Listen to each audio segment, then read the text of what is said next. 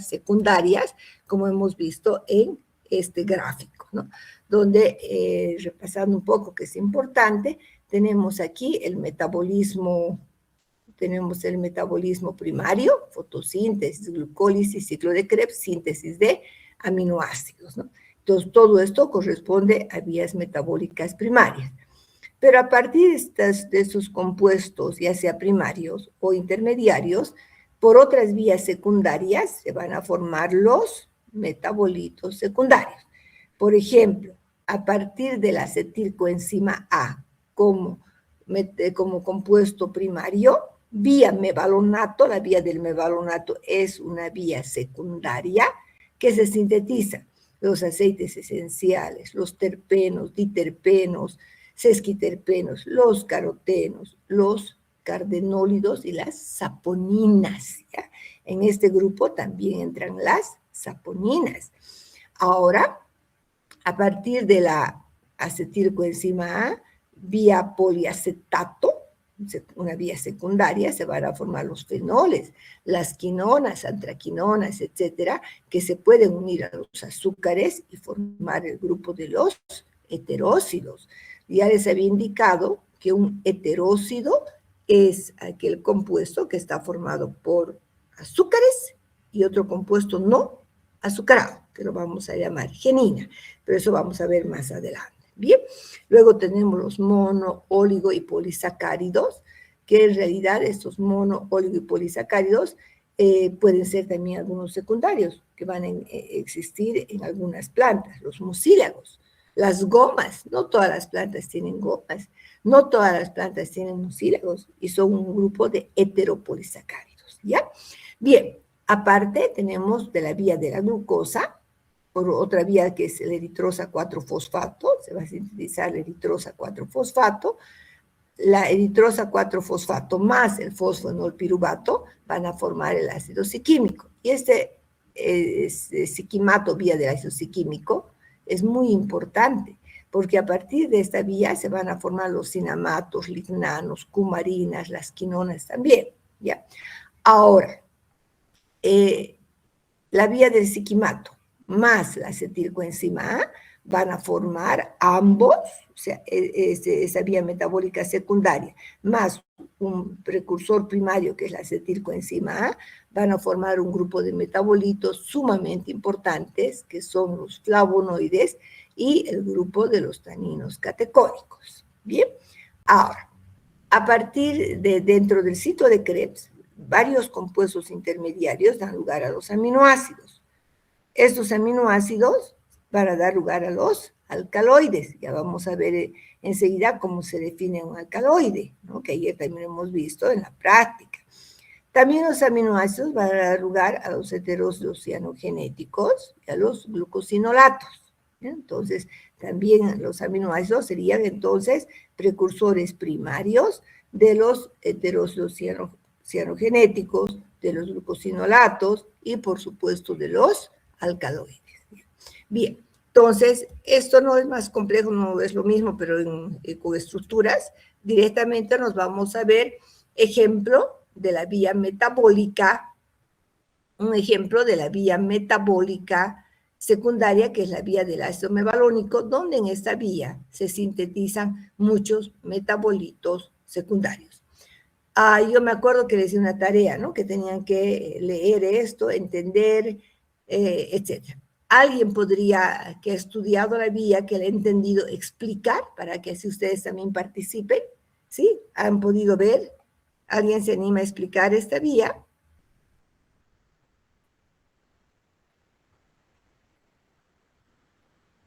¿Alguien se anima? A ver, vamos a ver si alguien levanta la mano.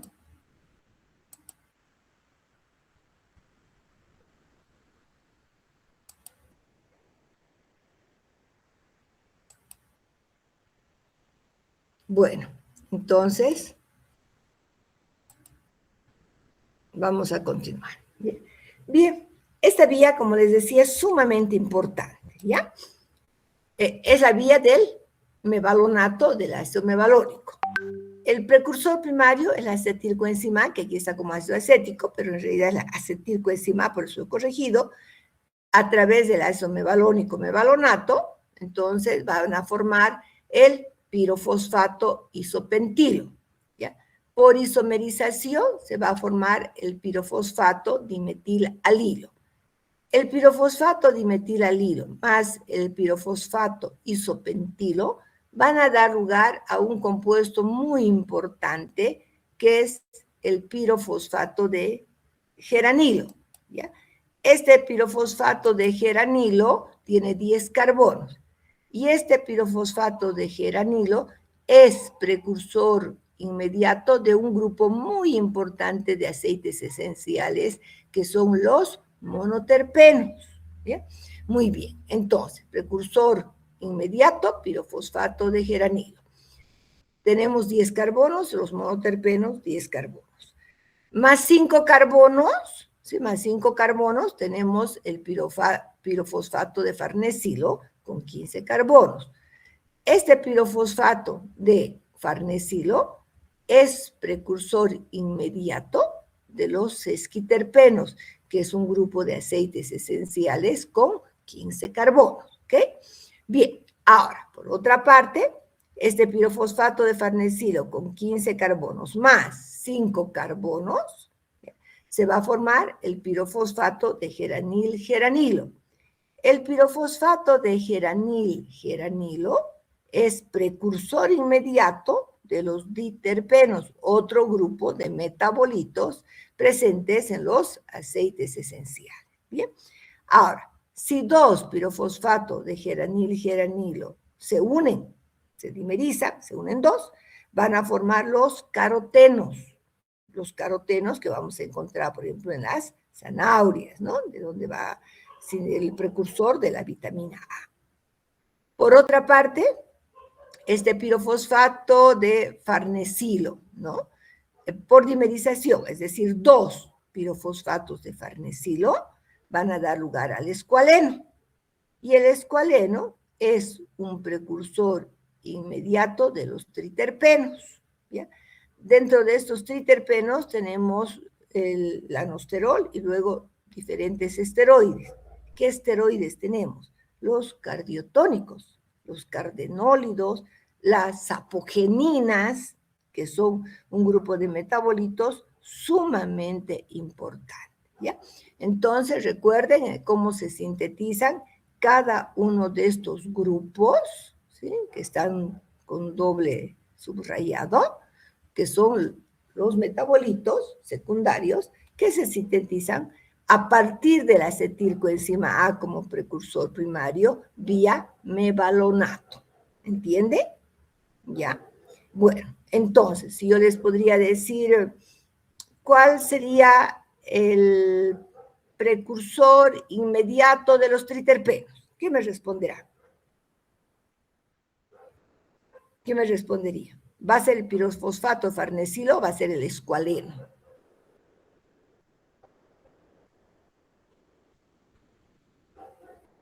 ¿Cuál sería? El pirofosfato de geranil. No, el precursor inmediato de un triterpeno es el escualeno.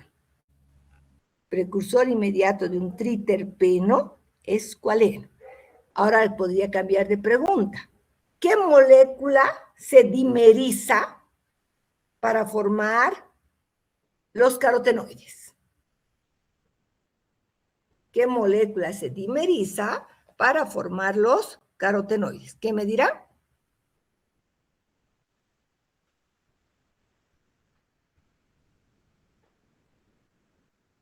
¿Sería el pirofosfato de geranil-geranilo, doctora? Perfecto, pirofosfato de geranil-geranilo.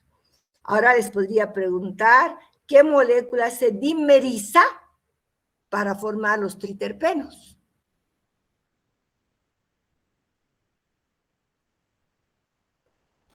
El pirofosfato de farnesilo, doctora.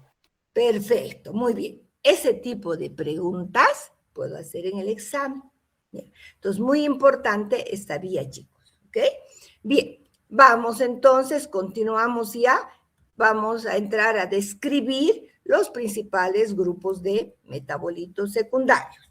En esta parte yo voy a hacer solo una descripción breve de los grupos, porque más adelante cada uno de estos grupos es motivo de estudio de un tema en la materia. Bien.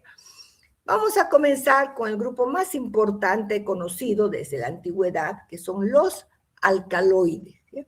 Es un grupo de metabolitos muy importantes.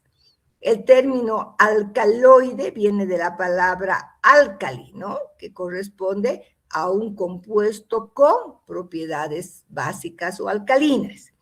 Fíjense que se conocen aproximadamente 8.000 moléculas diferentes. Es el grupo más estudiado, más abundante. Antes se decía, si tiene alcaloides, que es medicinal. Y no es así, ¿ya? Pero era el concepto, por ejemplo, de los médicos tradicionales. Bien, dentro de los alcaloides, ¿cuál es la definición general? La definición general es que los alcaloides son bases nitrogenadas, miren, todas tienen nitrógeno con actividad farmacológica. Nitrógeno y actividad farmacológica, ¿ok? Ahora, dentro de los alcaloides, la profesora Olga de Lub, que es una profesora peruana, ha hecho una división muy interesante.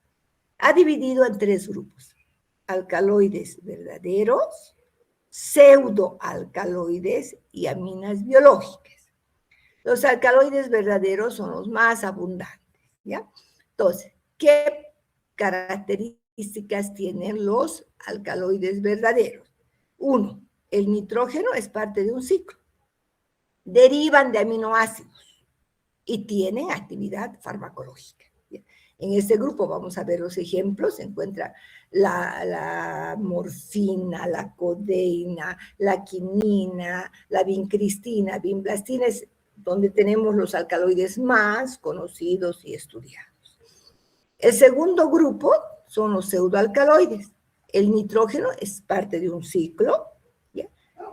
Tienen actividad farmacológica, pero no derivan de aminoácidos. Incluso hay alcaloides como la solanina y los alcaloides terpénicos derivan de la acetilcoenzima A. Y aquí se va a encontrar cafeína, teofilina, teobromina, etc. Un grupo más pequeño. Luego tenemos las aminas biológicas. El nitrógeno no es parte del ciclo, ¿ya? Derivan de aminoácidos y tienen actividad farmacológica. Este grupo es más pequeño todavía.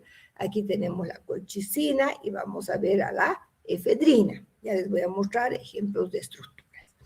Bueno, ahí vemos algunas estructuras básicas de los alcaloides. Miren, lo único aquí les voy a mostrar que el nitrógeno es parte del ciclo. Todos estos casos, tropano, quinoleina, indol, imidazol, hasta aquí, hasta el imidazol, corresponde a la estructura de los alcaloides verdaderos. Las purinas corresponden a la estructura básica de la cafeína, la teobromina. Y los diterpenos, miren, tienen nitrógeno como parte del ciclo, ¿sí? Pero no derivan de aminoácidos. Estas 2 últimas moléculas son ejemplos de pseudoalcaloides. ¿Bien? Y vamos a ver aquí, antes de pasar, aquí dice derivado de la fenilalanina. Mire, el nitrógeno no es parte de un ciclo, está libre. Esta molécula que se llama efedrina es un ejemplo de una amina biológica. ¿Ya? ¿Por qué? Porque el nitrógeno no está en el ciclo. Por supuesto que tiene actividad farmacológica y por supuesto que deriva de aminoácidos. ¿Sí? Vamos a ver unos pocos ejemplos, ¿ya? De los alcaloides que tienen uso terapéutico. Hay muchos más. En el tema que 16, 17 y 18 vamos a estudiar como 50 alcaloides diferentes. ¿Ya? Aquí tenemos entonces los alcaloides pirrolidínicos. Un alcaloide muy sencillito y conocido es la pilocarpina. ¿Ya?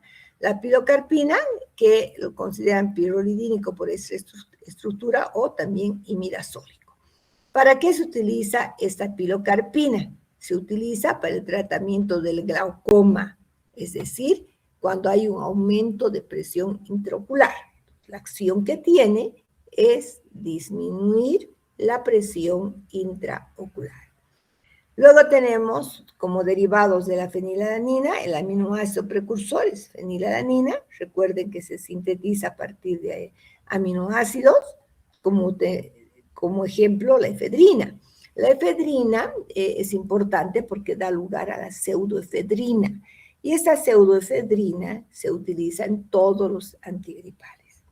¿Qué acción tiene la efedrina? Vasoconstrictor, broncodilatador y especialmente se utiliza por ser descongestionante nasal. Bien, otro ejemplo tenemos los derivados del morfinano, la morfina y la codeína. ¿Ya? Ambas, tanto la morfina como la codeína, se obtiene a partir del opio, que es una droga no organizada, que se obtiene de la planta denominada papaver somnífero, la famosa amapola. ¿Ya? Muy bien. Entonces, ¿qué acción tiene la morfina? La acción más importante es que es un analgésico muy poderoso, es narcótico, ¿sí? Da somnolencia, hipnótico y sedante. ¿Ya? Es ligeramente tranquilizante. La codeína, miren, que la única diferencia es que este oxidrilo está metilado. Entonces, incluso la codeína se conoce con el nombre de metilmorfina, ¿sí? Metilmorfina. Bueno, esta codeína muy utilizada especialmente como antitusivo, ¿no? Sedante para la tos. También es analgésico, pero una actividad analgésica menos importante que la morfina. Bien, tenemos otro grupo muy interesante, los alcaloides quinolénicos, ¿no? Aquí estamos viendo el nitrógeno como parte del ciclo, y aquí hay dos grupos, la quinidina, que se utiliza para problemas cardíacos, antiarrítmico, y la quinina, que se utiliza para el paludismo. Son dos grupos. Dos compuestos. Finalmente tenemos a los derivados del tropano. Estos se encuentran en las hojas de estramonio. ¿Se acuerdan? No sé si algún grupo ha trabajado con chamico. ¿Ya? Entonces se encuentran en la belladona y en el estramonio.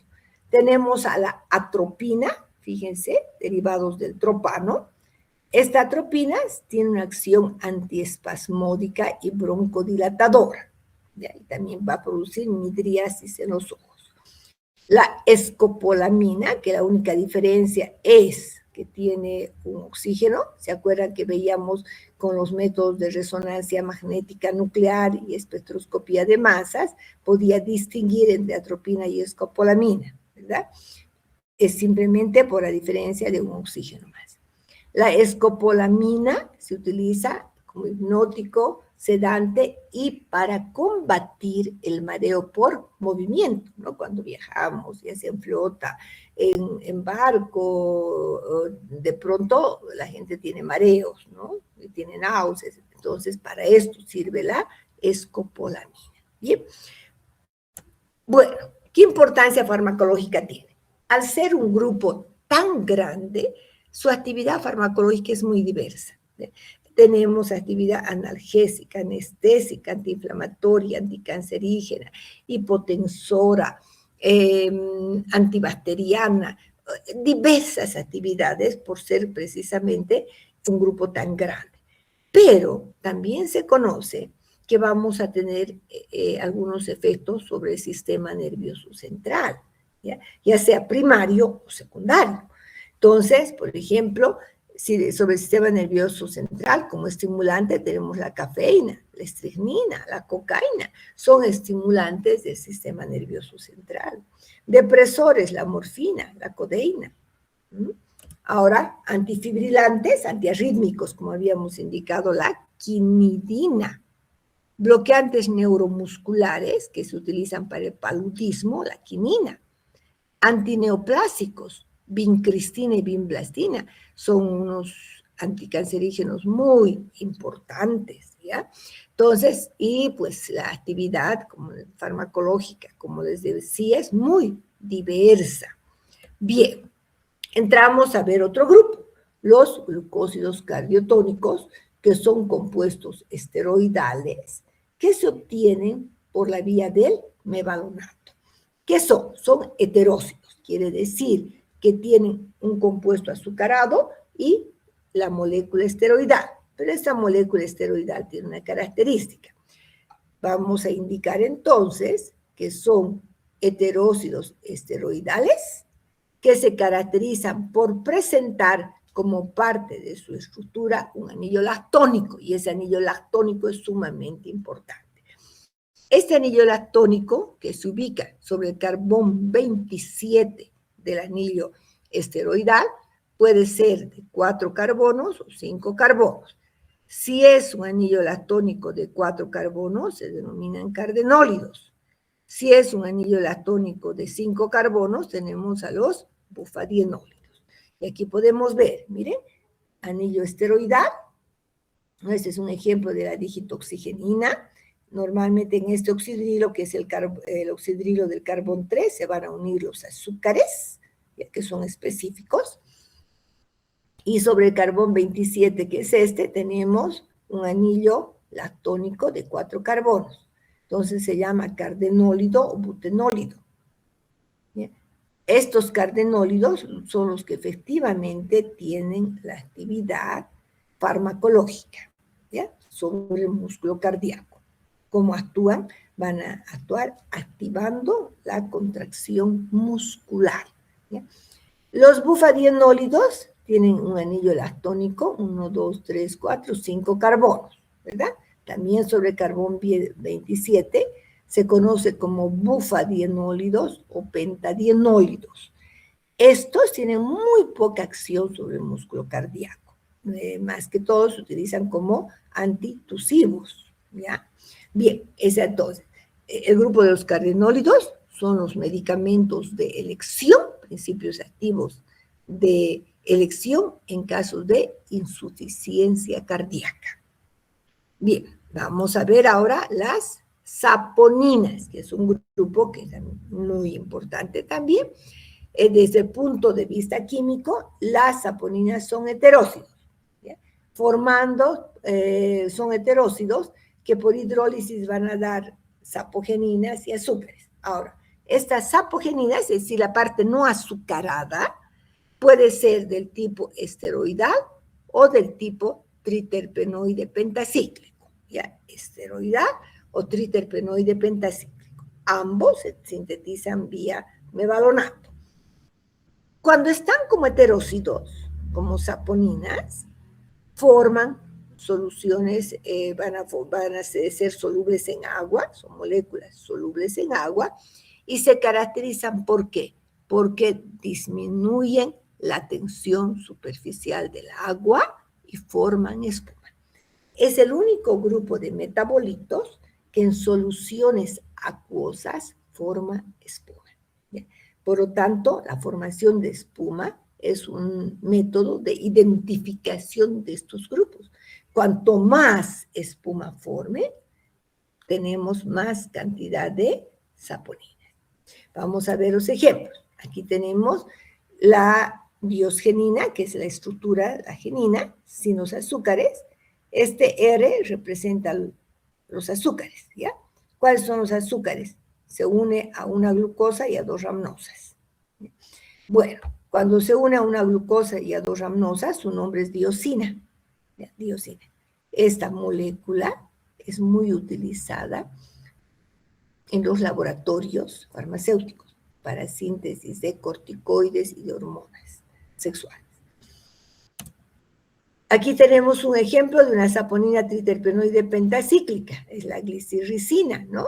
Donde estamos viendo, miren, unidos también a un derivado de los azúcares, que es el ácido glucurónico. Entonces, también se unen azúcares, pero también ácidos glucurónicos. ¿Y por qué se denomina pentacíclico? Miren, chicos, 1, 2, 3, 4, tiene 5, va a tener entonces 5 anillos. Y otra característica es todos tienen carboxilo, por eso se los conoce como ácidos triterpénicos. Este grupo, por supuesto, produce espuma, pero no es netamente un anillo esteroidal, entonces más bien se utiliza, por ejemplo, como antiinflamatorio, tiene una actividad antiinflamatoria, va a tener también una actividad como emulsificante, etcétera, ¿no? Bien, eso sería un ejemplo de los tres grupos. En general, la actividad de las saponinas esteroidales y triterpenoides son antiinflamatorios, antibacterianos, antiparasitarios, ¿no? Entonces son algunas de las actividades que se ha encontrado en el grupo de las saponinas. Bien, nos vamos a ver un grupo muy bonito que son los aceites esenciales. Cuando nosotros sentimos los aromas de una flor, de la hoja de menta, o cuando vemos el cedrón, sentimos olores muy agradables, ¿no? ¿Por qué? Porque son sustancias volátiles. Entonces van a estar en el aire y por eso nosotros podemos sentir los olores. Podemos decir entonces que son mezclas de un número variable de sustancias orgánicas volátiles. Los compuestos más frecuentes derivan, como ya hemos visto, de la vía del ácido mevalónico y pueden ser monoterpenos con 10 carbonos o sesquiterpenos con 15 carbonos. Entonces, la mayoría van a ser hidrocarburos, no la mayoría, pueden ser hidrocarburos, es decir, formados por carbono y por hidrógeno, o pueden ser hidrocarburos oxigenados, ¿sí? Formados por carbono, hidrógeno y oxígeno. Al tener oxígeno van a tener grupos funcionales, alcoholes, ésteres, cetonas, aldehídos, ¿ya? Bien, vamos a ver los ejemplos. Aquí tenemos los monoterpenos que tienen 10 carbonos, es el limoneno, el felandreno, el pineno, son monoterpenos, hidrocarburos, porque fíjense, no tiene oxígeno, ¿no? No tiene oxígeno. Y ejemplos de hidrocarburos oxigenados, son monoterpenos oxigenados, tenemos el geraniol, mire, es un alcohol, el citral es un aldehído, la mentona es una acetona, el cineol es un éter, ¿no? Entonces, fíjense, vamos a tener diversos grupos funcionales. El geraniol es una molécula que le vamos a encontrar en las rosas. El citral es un aldehído que lo encontramos, por ejemplo, en el cedrón, en el pasto cedrón, tiene una actividad sedante, tranquilizante menor. Limoneno, más que todo se utiliza como aromático, se encuentra en el pericarpio de los cítricos. El felandreno, el terpinol, lo vamos a encontrar en los pinos. El mentol y la mentona vamos a encontrar, por supuesto, en la menta. Ambos van a tener propiedades digestivas y también se utiliza como analgésico. La carbona es un excelente digestivo que lo vamos a encontrar en la menta espicata, en la hierba buena. El pineno, los pinenos más se utilizan por sus aromas. El borneol es un relajante muscular que lo encontramos en el romero. El alcanfor, en el árbol del alcanfor, es un excelente, por ejemplo, antiséptico, ¿sí? Contra las bacterias. El cineol, que encontramos en el eucalipto, es un antibacteriano y es un expectorante, ¿ya? El timol es un antiséptico, cinamaldehído también, que encontramos el cinamaldehído, lo vamos a encontrar en la canela. El anetol en el anís digestivo. El eugenol es un analgésico también muy importante. El eugenol, que lo encontramos en el clavo de olor. Estos 4 de aquí abajo ya corresponden a los que se denominan aceites aromáticos. Estos ya se sintetizan por otra vía, ¿sí? Las 3 primeras filas derivan de la vía del mevalonato y estas van a derivar de otras vías cíclicas. Bueno, son ejemplos, entonces he mostrado ya las diversas actividades que pueden tener dependiendo del grupo de aceite esencial. Fíjense, se llaman aceites, pero no tienen nada que ver con los aceites fijos. Los aceites fijos son triacilglicéridos, es otro tipo de estructura, ¿no? Se llaman aceites porque su consistencia es aceitosa, pero son volátiles. Muy bien. Vamos a otro grupo también interesante que lo hemos visto en la práctica, son los taninos. Los taninos se los conoce desde la antigüedad, puesto que ya se utilizaban para el curtido de cuero. Entonces, las drogas con taninos están ligadas a sus propiedades curtientes, ¿ya? Porque lo que hacían era precipitar las proteínas de los cueros y evitar su putrefacción. Se ha utilizado desde épocas muy antiguas el tanino de la corteza del castaño, del quebracho, de los algarrobos, etcétera, para el curtido de cueros. Ahora, ¿cuál es la definición? Son compuestos polifenólicos, son solubles en agua, forman soluciones coloidales, tienen pesos moleculares altos y la propiedad más importante y única que tiene es de precipitar proteína. Es el único grupo que precipita proteína. Entonces, estas propiedades se van a utilizar para su identificación. Vamos a ver que hay dos grupos de taninos, ¿no? Los taninos catecólicos o condensados, que es este grupo. Los taninos catecólicos o condensados se llaman condensados porque se unen entre sí unidades flavánicas, ¿ya? Cada uno es un flavonoide, se unen por un enlace carbono-carbono difícil de hidrolizar, tienen pesos moleculares elevados. Son los taninos entonces catecólicos o condensados derivados de flavonoides. Por otro grupo tenemos los taninos hidrolizables o gálicos, ¿ya? Donde vamos a tener un azúcar unidos a los ácidos fenólicos, ¿ya? Ácidos fenólicos como los ácidos gálicos, por eso se van a denominar taninos gálicos. ¿Cómo se unen? Por enlaces éster, y este enlace éster es bien fácil de hidrolizar, por eso se dicen también taninos hidrolizables. Fíjense, pero ambos son compuestos fenólicos, tienen muchos grupos fenólicos, ¿verdad? Bien, entonces son polifenoles. Ambos tienen la propiedad de precipitar proteínas. Ejemplo de unas actividades farmacológicas. Les decía que la mayoría deriva de la propiedad de formar complejos. Pueden ser astringentes, cicatrizantes. Muchos de estos taninos son cicatrizantes. ¿Por qué? Porque lo que hacen es precipitar precisamente la proteína de la mucosa, donde hay una herida, una quemadura, debajo la cual se va a llevar a cabo de mejor manera, la recuperación del tejido. ¿Ya? Nosotros estamos haciendo una tesis, pero muy, muy bonita con la tara, ¿no? No sé, el grupo habrá trabajado con la tara, y la tara tiene taninos del grupo de los taninos gálicos. Y ahí nos ha dado una excelente actividad cicatrizante en conejos, hemos probado en conejitos, con muy buenos resultados, incluso mejor que el Cicatricure. Bien, como uso interno pueden ser antidiarreicos, disminuyen el peristaltismo y tienen acción antiséptica. Son muy buenos antibacterianos también, ¿ya? También se utiliza en dermatosis para reducir la inflamación. Antídoto en casos de envenenamiento por metales pesados, vasoconstrictores venosos, por eso es que muchos de esos se utilizan para problemas de hemorroides también.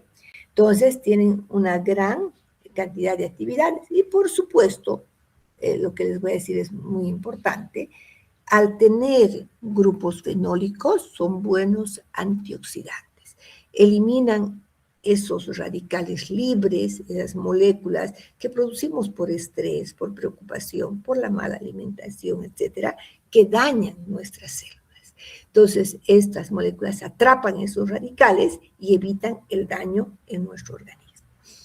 Bueno, otro grupo bonito son los flavonoides, ¿no? Los flavonoides son pigmentos vegetales de naturaleza fenólica. Son responsables de la coloración de numerosas flores y frutos, ¿no? Entonces, vamos a encontrar en el pericarpio de las bananas, de los cítricos, cítricos, de algunos pimentones, y un grupo especial de flavonoides que se denomina antocianidinas, que hemos encontrado ayer en la flor de Jamaica, ¿no es cierto? Son los que dan un color rojo, azul, morado, violeta, etcétera. Es un grupo especial de flavonoides. Todos tienen un esqueleto carbonado, carbono 6, un anillo con 6 carbonos, carbono 3 y carbono 6. ¿Bien?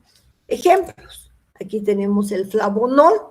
Miren, el flavonol, la flavona, la isoflavona, esta isoflavona muy conocida, porque se sabe que pues, se utiliza para las señoras que están en la menopausia, ¿no? Muy interesante, evita esos efectos secundarios de la menopausia. El flavantresol es una estructura básica también de los taninos catecólicos. La flavanona, que va a estar presente en la cáscara de los cítricos, la flavanona, ¿ya? Y luego tenemos las antocianidinas. Esta molécula es la que le da ese color, entonces, color azul, rosado, rojo, violeta, etcétera, las antocianidinas, ¿no? Que es un grupo especial de flavonoides, pero que solo conoce con el nombre de antocianidina, ya que su color es diferente, ¿ya? Diferente. Bueno, son ejemplos. En cuanto a sus actividades, muchas de estas moléculas tienen propiedades antiinflamatorias, vasodilatadores, son vasoprotectores, antihepatotóxicos, antioxidantes y tienen la propiedad de vitamina P. ¿Por qué propiedad de vitamina P? Se caracterizan porque disminuyen la fragilidad capilar, disminuyen la permeabilidad de los capilares y refuerzan su resistencia. Entonces son excelentes, por ejemplo, para proteger los pequeños vasitos, son excelentes antioxidantes, mejoran la circulación en el cerebro, la circulación en todo el cuerpo. Hay una molécula, un grupo de este grupo de flavonoides que se encuentra en ginkgo biloba, que es una planta pues, que tiene flavonoides y que mejora la circulación cerebral, especialmente a nivel del cerebro. Es excelente, ¿no? Excelente. Yo años que tomo ginkgo biloba porque es muy bueno, mejora la circulación. Al oxigenar mejor nuestro cerebro, podemos también pensar mejor, razonar mejor, estudiar mejor, ¿ya? Bueno, ya cuando veamos el tema vamos a entrar en mucho más detalle. Bien, vamos a entrar ahora a una segunda parte del día de hoy para ver cuál es el esquema del estudio de los productos naturales, cómo se inicia estos estudios y qué líneas tenemos. ¿Ya? Antes vamos a ver si hay alguna pregunta, por favor. Quiero que me digan si hay alguna pregunta hasta lo que hemos visto por el momento.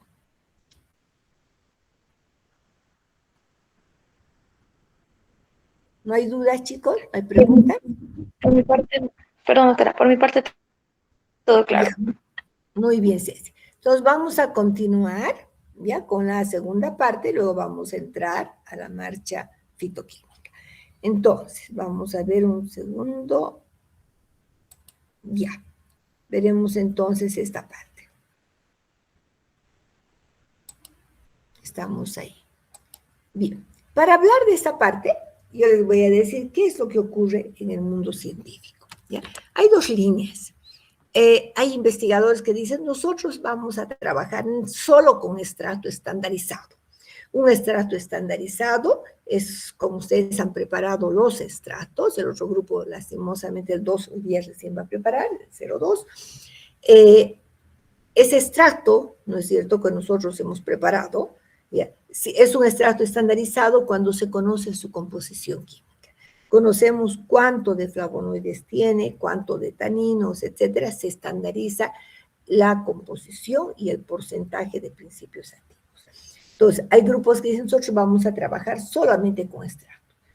Y hay otro grupo que dice, no, nosotros del extracto quiero saber cuál es la molécula que es la responsable de la actividad farmacológica de esa droga natural.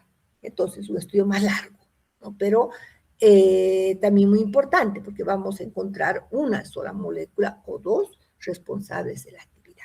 Bien, ahí tenemos las dos líneas, entonces, y vamos a explicar esas dos líneas. Ambas comienzan con lo mismo. Primero, tenemos que definir la selección de la fuente. ¿Qué quiero estudiar? A ver, yo quisiera estudiar la actividad antiinflamatoria de una planta nativa. Muy bien. Entonces voy a ver de qué lugar. A ver, veremos, crece en el Valle Alto. Entonces me voy a ir por Punata, Arani, etcétera, ¿no? Seleccionar nuestra fuente, es decir, definir qué quiero hacer, ¿no?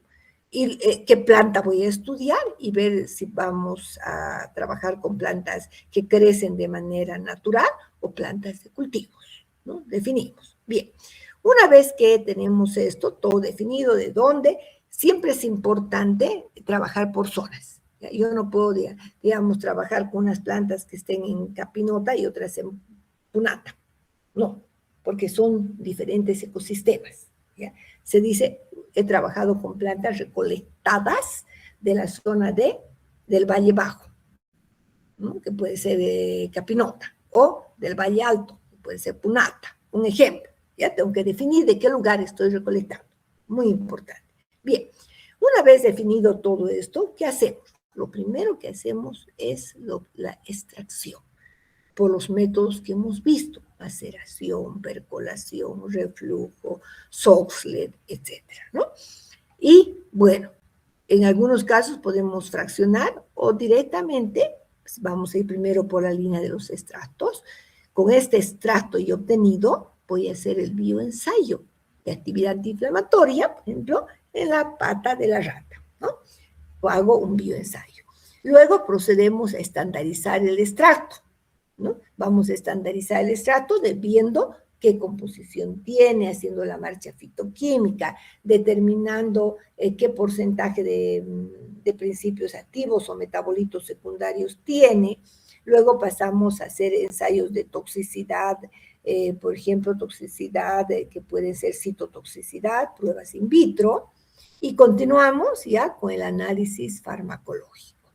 Puedo hacer análisis farmacológico in vitro, puedo hacer farmacológico in vivo también, ¿no? Hay unas pruebas de genotoxicidad que se hacen in vitro, ¿no? Hay una prueba bien interesante que se hace, por ejemplo, para ver si hay mutaciones o no.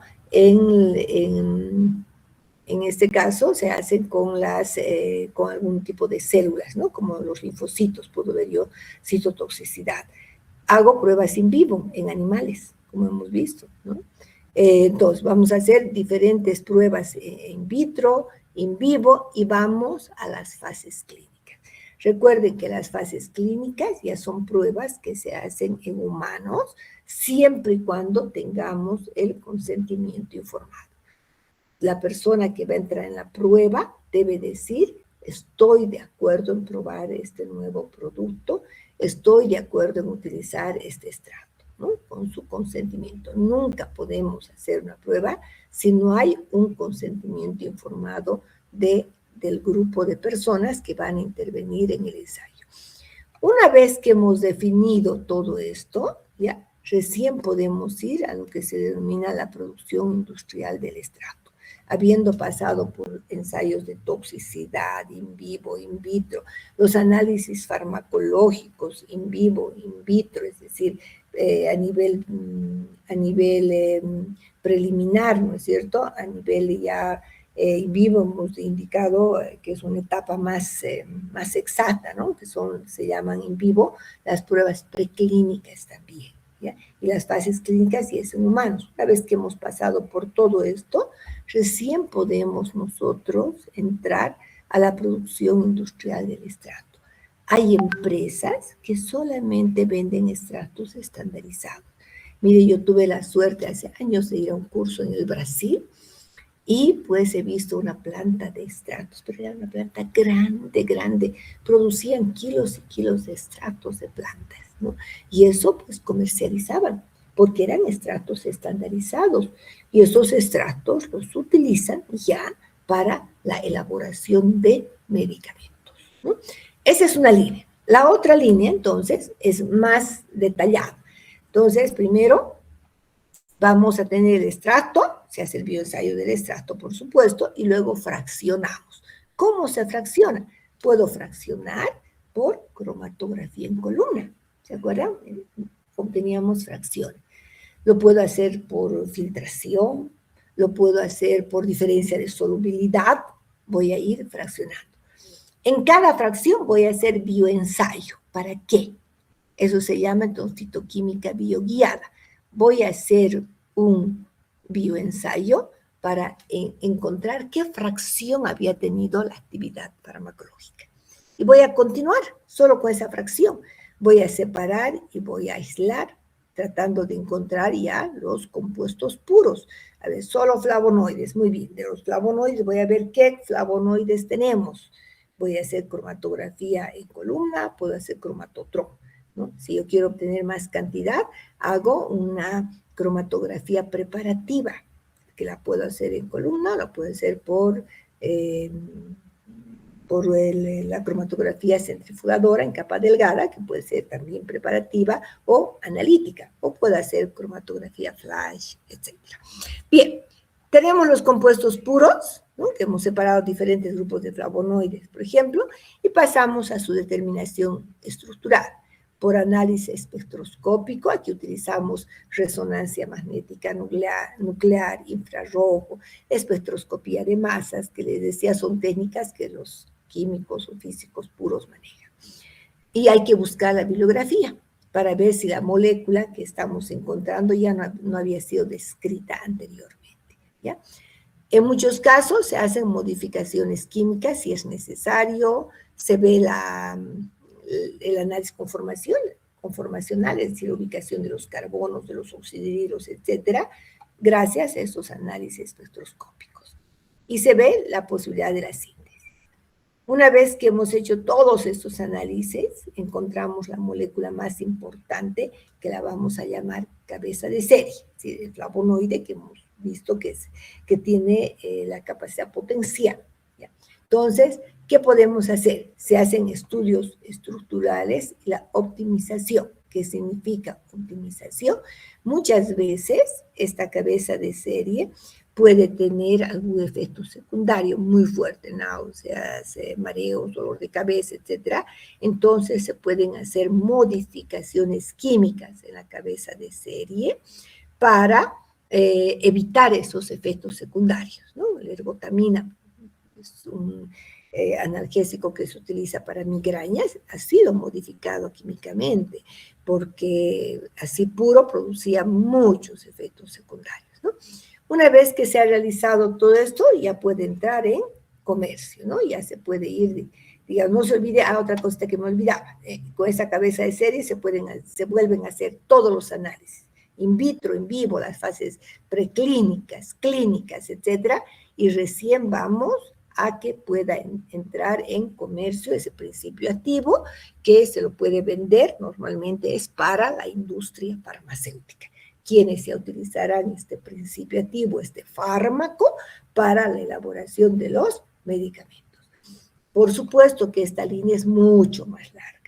Yo recuerdo alguna conferencia de hace años también, de la OPS, decía ellos que cuando se comience a estudiar una planta medicinal hasta que se encuentre el principio activo en el mercado, pasan mínimamente 7 años de estudio, ¿ya? Eso es verdad. Entonces, hasta que sea se haya encontrado la molécula, pues son muchos estudios que se realizan, ¿ya? En la del extracto también es un poco larga, pero no tanto que cuando buscamos una sola molécula. ¿Sí me han entendido? Bien, ya. Hasta aquí vamos a ver, no vamos a continuar todavía por si acaso, pero si hay preguntas. Bien. Vayan analizando, les voy a dar 2 minutitos de descanso, un ratito, bien, vayan analizando si hay dudas, preguntas, y vamos a entrar a ver las marchas fitoquímicas. Vamos a ver 2 marchas, la preliminar, la que hicimos en prácticas, y una que es mucho más detallada, ¿ya? Sigue siendo preliminar, pero es más limpia en cuanto a sus resultados.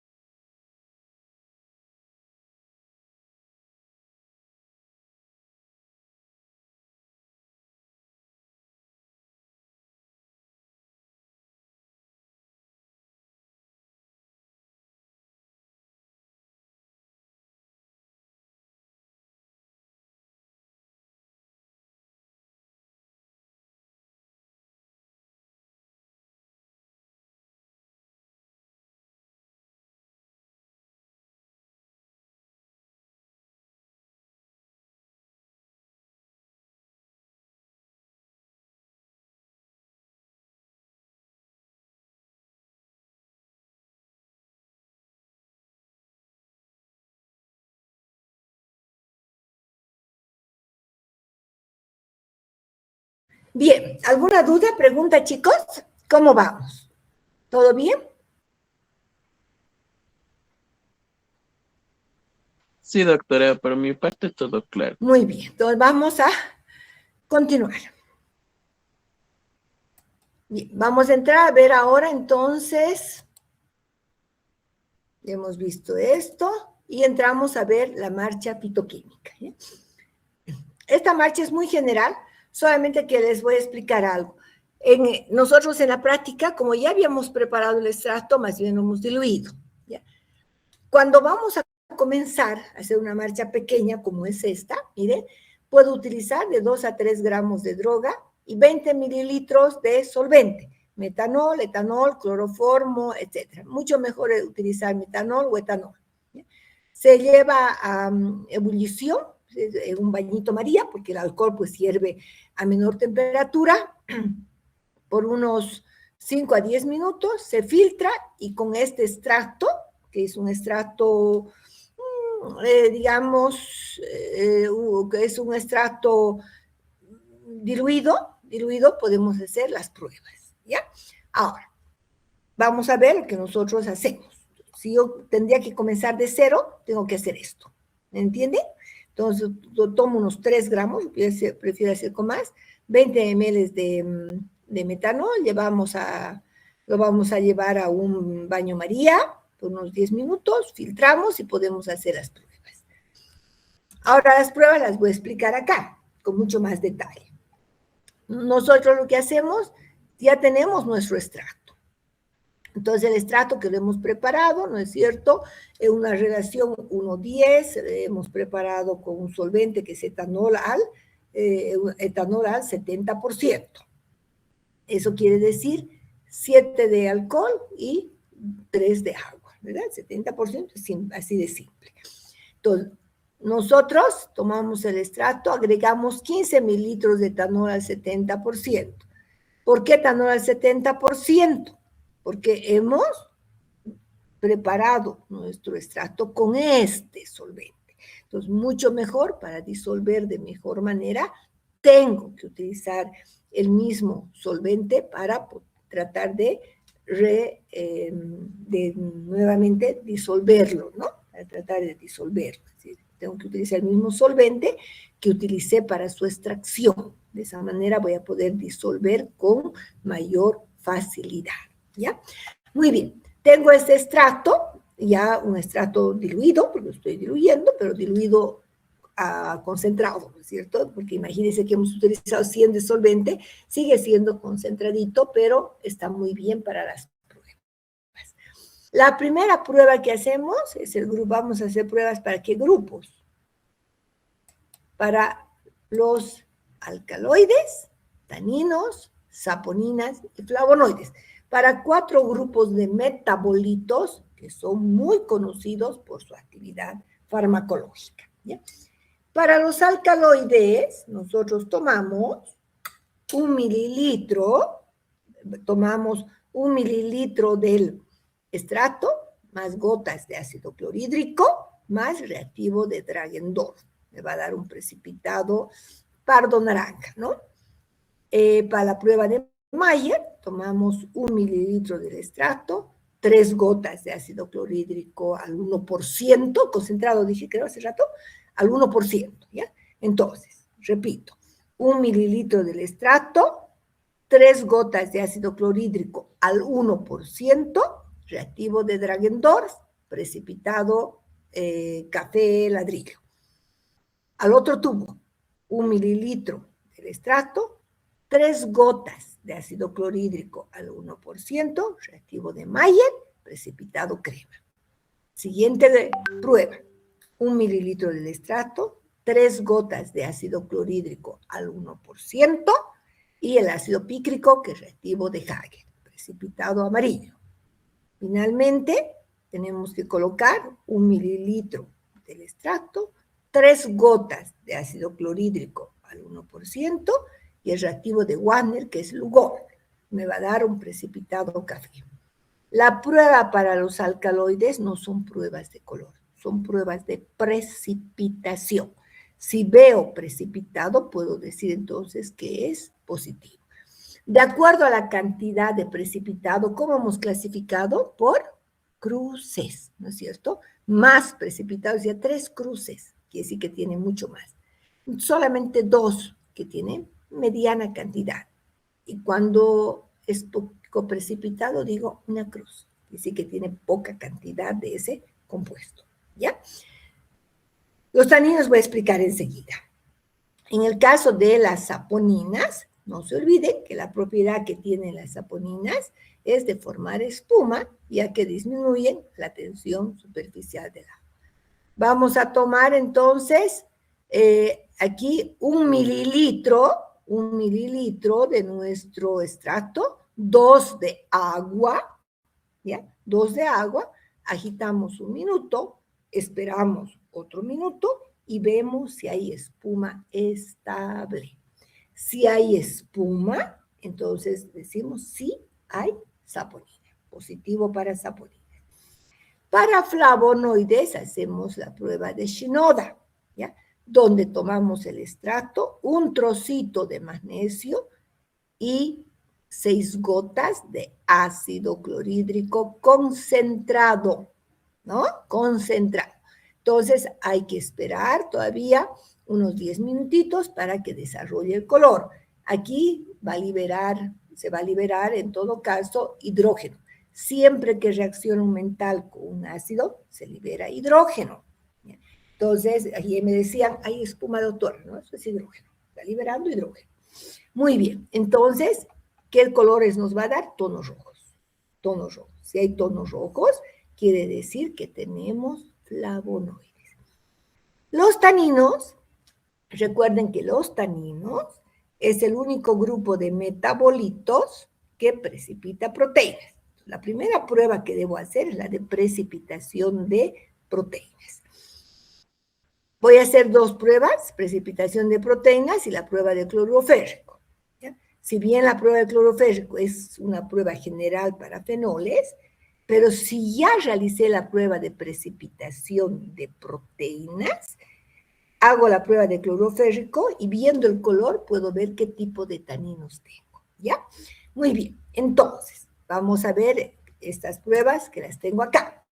Vamos a utilizar, enseguida les voy a hacer una pregunta y vamos a ver si han entendido.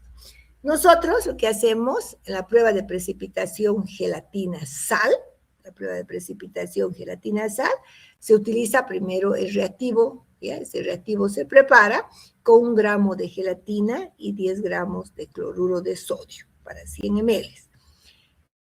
Este reactivo se coloca en un tubo de ensayo, 1 mililitro, y se agrega gotas del extracto, ¿ya? Y si hay precipitado, quiere decir entonces que los taninos están precipitando a la proteína que es la gelatina. La gelatina es una proteína. Entonces, si hay precipitado, quiere decir que tenemos taninos. ¿Ya? Solamente los taninos precipitan proteínas. ¿Ya? Muy bien. Ahora, una vez que te he hecho esta prueba, digo, tengo taninos. Entonces, no me voy a la prueba del cloruro férrico, donde agregamos 1 mililitro del extracto, 3 gotas de cloruro férrico al 1%, y dependiendo de los colores, puedo ver si tengo taninos catecólicos o tenemos taninos gálicos.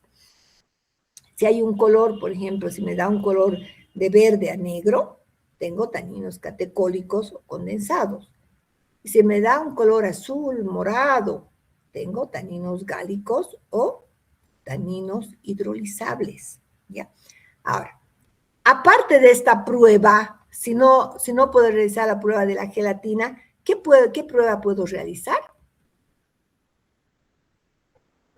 ¿Qué prueba podría realizar? A ver, ¿quién me va a decir? La voy a poner aquí. Prueba de, ¿qué hemos hecho ayer? Prueba de La doctora. albúmina. Muy bien, de albúmina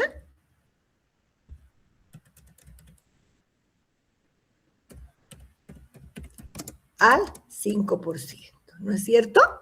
Bien, Entonces, igualmente esta prueba de albúmina es otra prueba de proteína. Voy a poner aquí negrito. Es una prueba de proteína. Entonces, igualmente, se pone aquí el reactivo de albúmina. Así nomás voy a poner para que me entre. De albúmina. Más gotas de extracto. ¿Y qué voy a observar? Nuevamente voy a observar. Ay.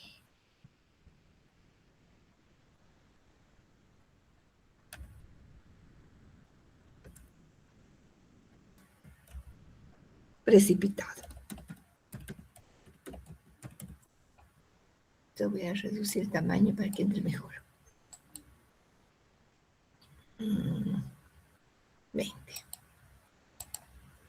Ya. Entonces, cualquiera de las dos pruebas se hace, ¿no? Porque ambas son pruebas de proteínas. Entonces, sí o sí, tengo que hacer alguna prueba. Ya, la estoy poniendo ahí para que no se olvide. ¿Ya? Entonces, yo puedo realizar la prueba de la gelatina sal o la prueba de albúmina al 5%, ¿no? Que en realidad se prepara en solución fisiológica, pero lo que nosotros tenemos que ver es que precipite la proteína. Entonces, si hay precipitado, quiere decir que tengo taninos, ¿ya? Bien, una vez que he verificado que tengo taninos, hago la prueba de cloruro férrico y dependiendo de los colores, voy a ver si son taninos catecólicos o son taninos gálicos. Esta es una marcha fitoquímica muy preliminar, ¿no? Porque tenemos los colores, yo les tenía que ayudar a interpretar ayer, ¿recuerdan? Porque los colores no son tan nítidos, hay que tener más experiencia, ¿no? Hay pruebas, hay marchas fitoquímicas que son más límpidas, más largas, por supuesto, que nos duraría a nosotros 3 clases, no podemos hacerlo, pero esta marcha es bonita, es sencilla y ya nos da una idea de los principales grupos de metabolitos, que son estos 4, ¿ya? Entonces, voy a hablar ahora de la otra marcha. Esta es una marcha también del manual de fitoterapia, es excelente. Se trabaja con mayor cantidad de muestra y vamos a poder obtener fracciones limpias, ¿ya? Fracciones más limpias, los colores son más nítidos, vamos a identificar más cantidad de metabolitos, entonces es muy interesante. Vamos a comenzar con la extracción. Es todo este procedimiento, pero lo vamos a ir dividiendo un poquito para que vayamos con calma, ¿ya? En este caso, se trabaja con 50 gramos de materia prima y 500 mililitros de solvente. Puede ser metanol, se recomienda esta técnica con metanol. Se deja macerar 24 horas a temperatura ambiente y luego se lleva a reflujo por 4 horas. Ya saben cómo es el reflujo, ¿no? Y se filtra en caliente, ¿ya? ¿Qué tengo? Un extracto metanólico. ¿Qué tenemos? Tenemos entonces un extracto metanólico. Bien, ahora, de este extracto metanólico voy a separar 5 ml y le voy a llamar fracción A.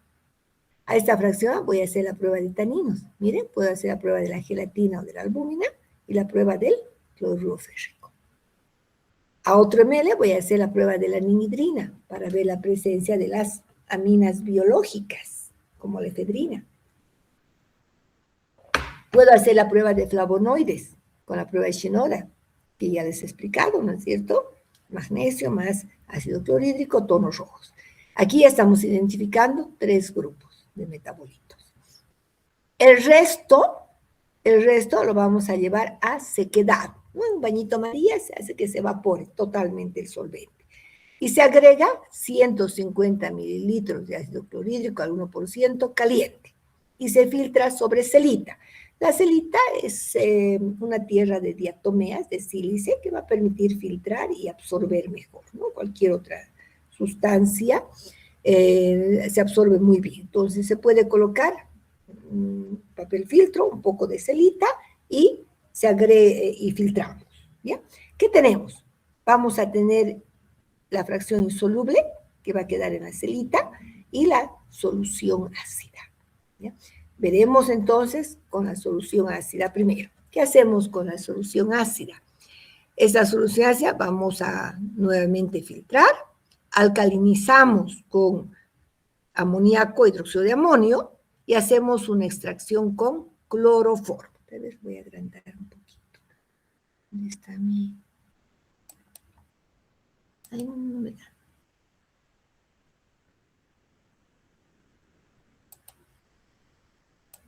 Ya, ahí, miren, así van a ver mejor, porque ustedes ven con su celular, es muy pequeño. Bien, tenemos la solución ácida, filtramos, alcalinizamos y hacemos una extracción con cloroformo. ¿Qué voy a tener? ¿No es cierto? Una fase acuosa y voy a tener una fase clorofórmica. Fase orgánica, que es la fase clorofórmica, y la fase acuosa. Ahora, a esta fase acuosa, ¿sí?, vamos a agregar entonces sulfato de sodio. Sulfato de sodio, y hacemos una extracción nuevamente con cloroformo y etanol en una relación 3:2 por 3 ml digamos, por 30 ml de cloroformo, 20 de etanol. Bien, entonces vamos a tener la fase orgánica, clorofórmica, y la fase acuosa remanente. No sería tanto acuosa, ¿no?, porque sería más etanólica. Bien, en esta fase remanente la voy a llamar fracción E. ¿Qué voy a hacer? Flavonoides, con la prueba de Shinoda, y leucoantocianidinas, ¿no?, que también es una estructura similar a los flavonoides. La prueba se denomina Rosenheim. Por otra parte, la fase orgánica clorofórmica, vamos a lavar con una solución saturada de sulfato de sodio. Esto es más que todo para separar y precipitar algunos compuestos. Lo vamos a llamar fracción D. En esta fracción D, nuevamente hago flavonoides con la prueba de Shinoda, hago leucoantocianidinas con Rosenheim, hago esteroides, la prueba de Lieberman-Bouchard. Aquí es una prueba en realidad para saponina, la prueba de Lieberman-Bouchard. En esta prueba se utiliza anhídrido acético y ácido sulfúrico. En esta prueba me va a dar los dos colores, rosado, si se trata de saponinas triterpenoides pentacíclicas, o un color azul verdoso si se trata de saponinas, si se va a tratar de saponinas esteroidales. Para los alcaloides voy a hacer Dragendorf y Mayer, ya les he explicado, ¿no? Pruebas de precipitación. Muy bien. Ahora, nos vamos a la fase orgánica, ¿no?, que sería la fase clorofórmica aquí. Muy bien. Agregamos agua, dice lavar con agua. Vamos a lavar con agua, vamos a secar y vamos a llevar a un volumen de 50 mililitros. Y vamos a llamar fracción C. De esta fracción C vamos a tomar 4 mililitros, llevamos nuevamente a sequedad en un baño María, en una cápsula, agregamos 1 mililitro de cloroformo y vamos a hacer la prueba de esteroides, la prueba de Lieberman. A la otra fracción igualmente llegamos a sequedad, pero agregamos 5 mililitros de ácido clorhídrico al 1% y hacemos pruebas para alcaloides, Dragendorf, Mayer, puedo hacer también Hager, etcétera, ¿no? Bien, entonces, fíjense que estamos viendo aquí esteroides, que hemos indicado que serían las saponinas, estamos viendo flavonoides, leucoantocianidinas, etcétera. Bien, hemos ido por esa fracción ácida. Y recuerden que aquí teníamos la otra fracción insoluble, ¿no? La otra fracción insoluble. Hemos hecho esta fracción, todo lo que hemos trabajado hasta ahorita. Nos vamos a la fracción insoluble. La fracción insoluble lavamos con agua porque se quedó en la celita, ¿se acuerdan? Lavamos con agua para extraer, vamos a secar porque se ha podido filtrar, extraemos con cloroformo, volvemos a filtrar y llevamos a un volumen de 20 mililitros. Aquí tenemos una fase clorofórmica, ¿ya? Porque estamos extrayendo con cloroformo. Bien, entonces vamos a llamar fracción B, hacemos la prueba para esteroides con Lieberman-Bouchard y hacemos la prueba de quinonas, de antraquinonas, que es la prueba de Bortrager. La prueba de Bortrager es una prueba que se realiza, se hace una fase orgánica con hidróxido de sodio y nos da un tono rosado si es que tenemos antraquinonas. Esta es la prueba de Bortrager. ¿Ya? Entonces, son estas pruebas que podemos hacer. Fíjense que con esta marcha, que sigue siendo preliminar, pero más limpia, con más fracciones, etcétera, nos permite obtener colores más nítidos y seguros de reportar los metabolitos que vamos a encontrar. ¿Ya? Bien, esta marcha no la van a aprender, o sea, no es necesario, pero sí más o menos saber que puede haber otro tipo de marchas más completas que esta que les he enseñado, ¿ya? Que esta, ¿no? Esta la tienen que saber muy bien, ¿ya? Esta es la marcha que deben aprender con detalle, ¿entienden? Ya con mucho detalle. Bien. Hasta aquí, entonces, chicos, hemos terminado todo lo que viene para nuestro examen del primer parcial, ¿no? Para el primer parcial. El día martes 28 es su examen, 8 de la mañana. Ese día, no se olviden que tienen que entregar su trabajo. ¿Ya? Ahora, yo me confundí de fecha, les dije que ese día iban a defender, no pueden defender porque tienen el examen. Van a ustedes a hacer la defensa de su tarea la subsiguiente semana, es decir, si no me equivoco es, a ver, 2, 3, 4 creo, sí, creo que es el 4, ¿no? 1, 2, a ver, entonces déjenme ver un ratito, aquí está mi almanaque. A ver, 30, mayo, ya, el 4, el martes 5 en clases presenciales, ¿no? Entonces, de paso, vamos a hacer la resolución del examen y ustedes van a presentar sus trabajos grupales. Ya el trabajo me lo van a entregar, porque era como para que se preparen para el examen, por eso lo van a entregar el día del examen, el 28, ¿ya? La defensa la van a hacer entonces el martes 5 de mayo de manera presencial. ¿Han entendido? ¿Sí? Bien. Dudas, preguntas, porque con ustedes ya no me voy a ver hasta el examen, ¿no? Entonces, si tienen alguna duda, alguna pregunta, algo que no han entendido del cuestionario o sobre lo que hemos avanzado, pueden preguntar en este momento, por favor. Tenemos todavía un poco de tiempo, ¿no? Hemos avanzado muy bien, miren, son las 8:12 y hemos ido lentamente y hemos avanzado bien. Si tienen preguntas para su cuestionario, si tienen preguntas sobre lo que hemos avanzado, pregunten, por favor.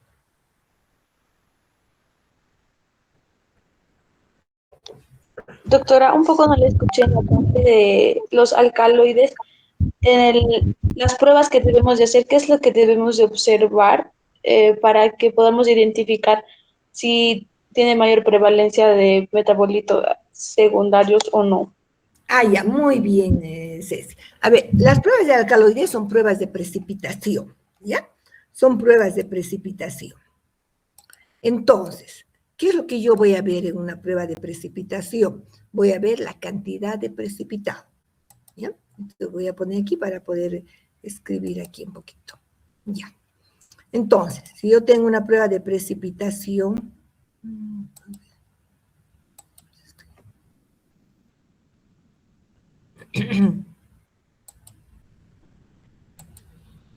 ya. Entonces, digamos, Dragendorf, ¿ya? Si tengo una gran cantidad de precipitado, ¿ya? Por la cantidad del precipitado, yo digo, entonces, 1, 2, 3 cruces, ¿ya? Mayer, tengo una gran cantidad de precipitado, 1,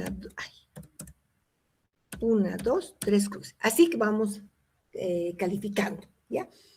Supongamos que en Hager me ha dado menos precipitado. Entonces yo voy a decir Hager, 2 cruces. En Wagner, de pronto me ha dado menos todavía. Wagner, no es muy sensible la prueba, digo 1 cruz. ¿Ya? Entonces, la cantidad de precipitado está en función, en este caso, de la cantidad de principio activo. Esta es una prueba para alcaloides, ¿no? Entonces voy a decir, tiene bastante alcaloide, por eso estoy poniendo 3 cruces, porque he visto mucho precipitado. En las pruebas de color igual, ¿no? Si ayer recuerdan, en los flavonoides, yo les decía, sí, flavonoides, una cruz, porque el color era bien tenue. De pronto el color era muy intenso, entonces yo les decía, flavonoides, como en los cítricos que hemos visto, 1, 2, 3 cruces, que significa que hay mucho flavonoide. Entonces, estas son pruebas cualitativas, no cuantitativas, ¿ya? Entonces, nosotros en función de la cantidad de precipitado, ¿sí?, y la intensidad del color, nosotros podemos ver si tenemos poco o mucho de ese compuesto. ¿Entiendes? ¿Sí? Entonces, en función de los colores o en función de la cantidad de precipitado. ¿Ya? Entonces, ¿por qué yo digo? Pues yo conozco, ¿no? Entonces, a priori es difícil saber, pero siempre uno ve, uy, qué cantidad de precipitado, ¿no? Y tengo otro que tiene poco precipitado. A este voy a poner 3, al otro voy a poner 1, porque es muy poquito comparado con este tubo que tiene una gran cantidad de precipitado. Entonces, calificamos con cruces una prueba cualitativa, porque nos permite más o menos diferenciar entre estratos con mayor o menor cantidad de ese metabolito secundario. ¿Sí? ¿Se quedó claro, Cecia? Sí, doctora. Y en el caso de las taninos y las saponinas, ¿también tenemos que ver el precipitado o el color? Bien. No. Mira, precipitado solamente es en Dragendorf. En las saponinas, pero no en la marcha segunda, cuando es prueba de la espuma, se ve la cantidad de espuma. Cuando hay mucha espuma en las saponinas, quiere decir que tengo mucha saponina. Entonces voy a poner 3 cruces. Si es poca espuma, yo les decía 1 cruz porque es muy poquita la espuma. En el caso de los taninos, vemos cantidad de precipitado en la prueba de la gelatina, porque no se olviden que precipita proteínas, o en la prueba de la albúmina. Si hay mucho precipitado, yo decía, no pongan 3 cruces, mira, había tenido bastante cantidad. Si apenas precipita un poquito, les digo, hay 1 cruz, y es que poco tanino, por eso ha precipitado poca proteína. Entonces, en este caso, igualmente, la prueba de taninos, de precipitación de proteínas, es una prueba de precipitación. La prueba de Shinoda es una prueba de color, yo veo el color. La prueba del cloruro férrico es una prueba de color, ¿ya? En conclusión, pruebas de alcaloides son pruebas de precipitación. Para saponinas es prueba de espuma, se ve la cantidad de espuma. Flavonoides es prueba de color, se ve la intensidad de los colores. Taninos, tenemos una prueba de precipitación y una prueba de color. Precipitación de proteínas como gelatina o albúmina y color en la prueba del cloruro férrico. Entonces, dependiendo de la prueba, ¿entienden?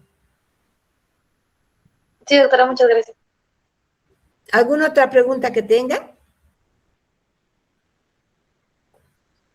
Doctora, Sí, a ver, primero, ¿quién habló? ¿Teddy? ¿O...?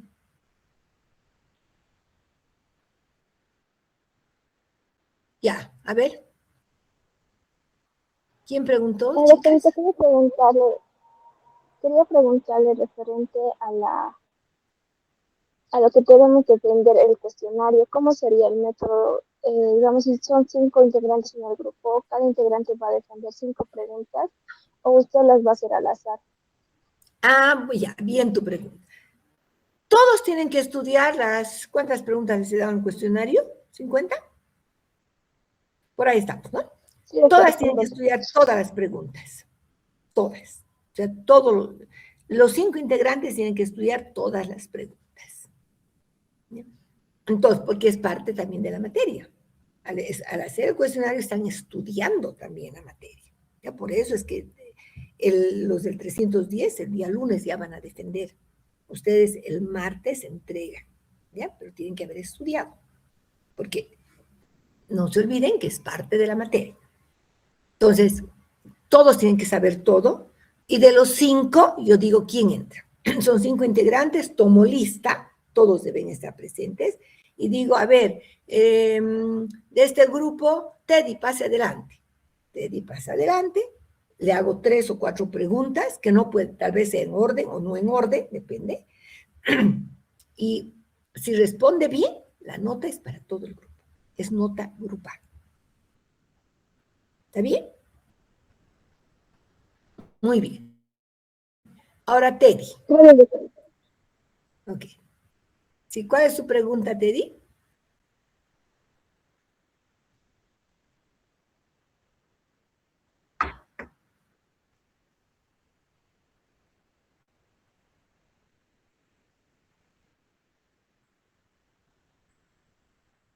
Muy buena tu pregunta. Lo que pasa, porque yo les decía, no había mucho precipitado. Las mejores pruebas, que como ustedes han visto en la segunda marcha, las mejores pruebas son Dragendorf y Mayer. Son las más sensibles. Hager, por ejemplo, Hager y Wagner, no da mucho precipitado. Siempre precipitado es un poco menor. ¿Ya? Pero basta que yo haga Dragendorf y Mayer, ya tengo un buen resultado, un buen indicativo. Entonces, las pruebas de Hager con isopícrico y la prueba de Lugol no son tan específicas, o sea, no van a dar mucho precipitado, ¿ya? Porque son menos sensibles, ¿ya? No reaccionan con todos los alcaloides, a eso me refiero. ¿Ya? Otra cosita, esas pruebas de precipitación son para alcaloides verdaderos, no para otro grupo de alcaloides, solamente para los alcaloides verdaderos. ¿Ya? ¿Quedó claro, Teddy? Ya. ¿Alguna otra pregunta que tenga?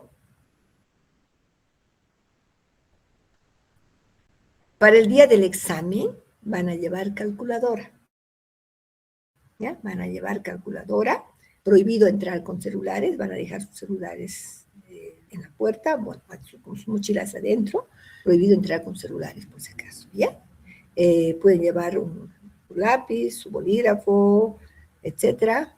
Nada, ningún reloj smart, todos con su cabello recogido, las chicas, porque de pronto estoy viendo unos audífonos medio raritos ahí, etcétera.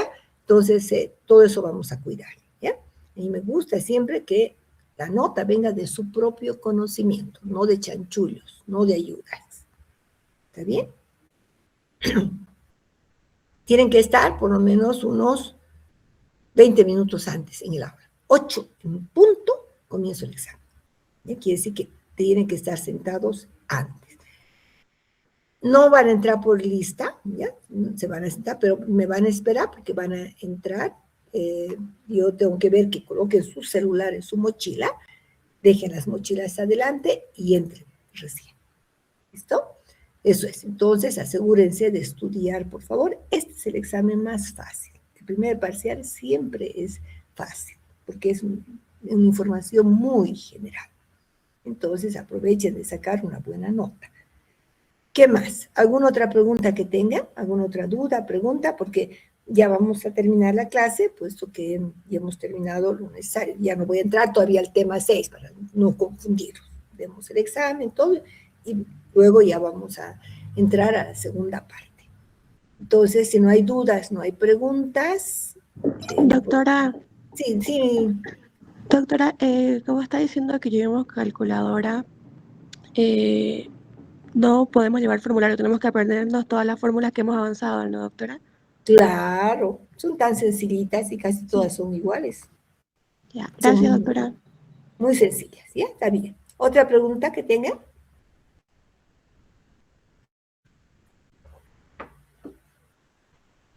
¿Alguna otra duda, pregunta? Chicos, entra también preguntas de los videos que hemos visto. Eso he dicho que es parte de la materia. Los videos no son cine, no son para distraerse, es material complementario. No solo se estudia de diapositivas. Ustedes han visto que yo hablo mucho más de lo que está escrito en las diapositivas. Y a veces pregunto más de lo que hablo que de lo que está en la diapositiva. ¿Sí? Prepárense bien entonces para el examen. Les deseo mucha suerte. Con el grupo 302 nos vamos a ver para la preparación de los extractos. ¿Sí? Bien. ¿Alguna duda, pregunta más que tengan?